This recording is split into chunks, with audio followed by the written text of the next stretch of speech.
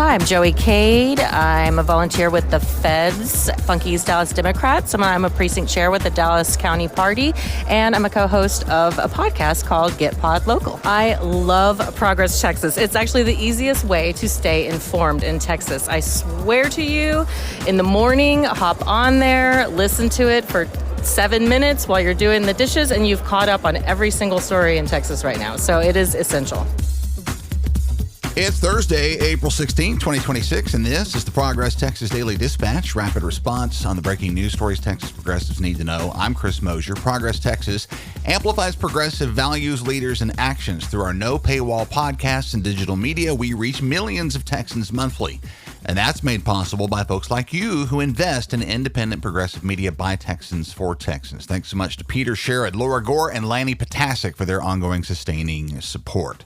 Fireworks in Houston. A high-stakes political battle is on as Mayor John Whitmire, city council members, and the local police union have clashed this week over the city's newly passed immigration ordinance, which restricts how Houston police coordinate with ICE warrants during traffic stops. As we've talked about, that ordinance has triggered a massive financial threat from Governor Greg Abbott's office, which has moved to freeze $110 million in public safety grants for Houston in a demand that the ICE ordinance is repealed. Orko Manna at KHOU-TV in Houston says Mayor Whitmire, long suspected by Houston's progressive wing of over-capitulation to conservative sensibilities and originally himself a vocal supporter of the ICE measure, has performed an abrupt and complete about-face on it, citing what he calls a devastating potential loss of state funding. Whitmire has pushed for a full and immediate repeal, dismissing calls from other city leaders for him to stand up to Governor Abbott with a legal fight as a delay tactic. Those other leaders, shall we say, ain't having it. Council members, including Tarsha Jackson and Tiffany Thomas, continue to hold that the city of Houston's priority should be the constitutional rights of its residents. The Houston Chronicle says the repeal of the ordinance at this point faces long odds with strong opposition on the council. Councilmember Alejandra Salinas is now leading a push for a temporary restraining order against the state to protect the funding, arguing that Mayor Whitmire should fight rather than surrender, while the mayor holds that this will all eventually end up in front of the all-Republican Texas Supreme Court, where he feels the city is all but certain to lose, which as of this morning leaves Houston and its over 2 million people in a serious lurch, caught between overbearing state mandates and bitterly divided local leadership. What a mess. The mess made of the primary election in Dallas by that county's Republican Party continues to develop in entertaining ways. NBC DFW Channel 5 in Dallas says County Party Chair Alan West has resigned his position, with the Dallas County Republican Party stepping down just before a no-confidence vote was set to take place as a result of an internal tiff over whether the party's decision to shift to a neighborhood precinct location voting plan in the March primary, which resulted in thousands of voters arriving at incorrect polling sites and a great many of them disenfranchised in the end, was a win or not for Dallas County Republicans. West appears to have decided it wasn't, opting to return to the county-wide model for the upcoming runoff election, but the party's executive committee members preferred to stick to their plan of chaos. So Alan West has left the building. Whether his call to go back to county-wide voting remains in effect with his ejection or not isn't immediately clear. We'll watch that. NBC DFW says here that 12,000 Dallas County voters ended up in the wrong location on primary election day, but we've heard that figure placed much higher at 30,000 during that recent conference on the matter with Congressman Julie Johnson. Meanwhile, eyes are popping and jaws are dropping at Democratic Senate candidate and Austin State Rep James Tallarico's record-breaking $27 million fundraising haul in just the first quarter of this year, including $10 million he pulled in immediately after his March 3rd primary victory. This is a pace that's now crowding national fundraising records. According to a chart posted by Bayless Wagner for the Houston Chronicle, Tallarico's first quarter take is the biggest by any Senate candidate in the country. Number 2 being John Ossoff in Georgia at $14 million. And numbers 3 and 4 on this list are also Democrats, Roy Cooper in North Carolina and Sherrod Brown in Ohio.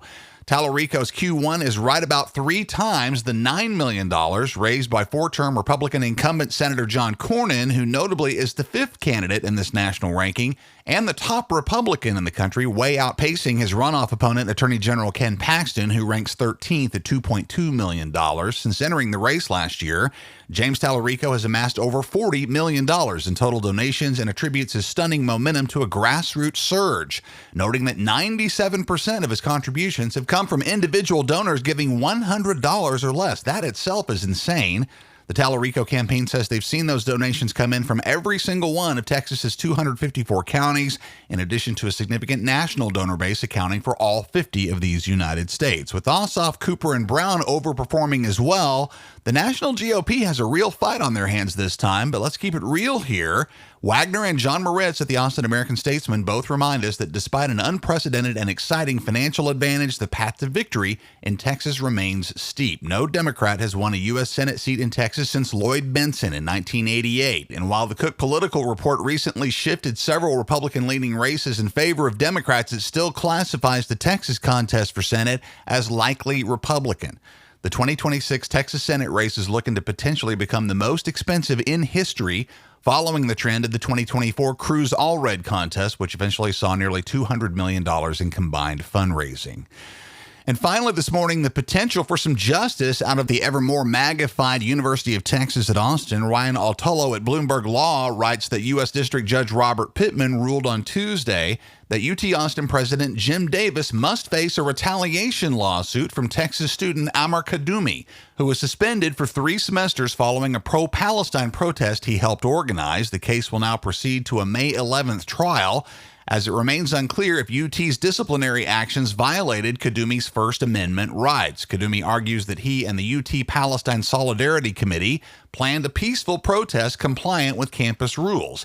The university contends that the group intended to occupy the campus with tents, which would have been a violation of those rules. UT contends that social media posts by Kadumi showing that form of protest led to their decision to crack down. Judge Pittman counters that whether or not that was a good call on UT's part is a matter they'll cover in the trial. And the judge also rejected Davis's argument that the case is moot because Kadumi has returned to classes at UT, holding that his disciplinary record still reflects this suspension, which constitutes a concrete injury that could negatively impact his future employment or academic admissions. Could be a big moment here for on-campus free expression in Texas. We'll definitely follow what happens with this. Again, that trial is set to start on Monday, May 11th. There are not one but 2 Texas elections approaching. Local city elections on May 2nd and the statewide primary runoffs on May 26th. Early voting in those local elections starts on April 20th. That is 4 days from today. And for the midterm runoffs, your registration deadline is April 27th. Early voting in the runoff begins May 18th. More on all of this at our carefully crafted voting information website, govotetexas.org.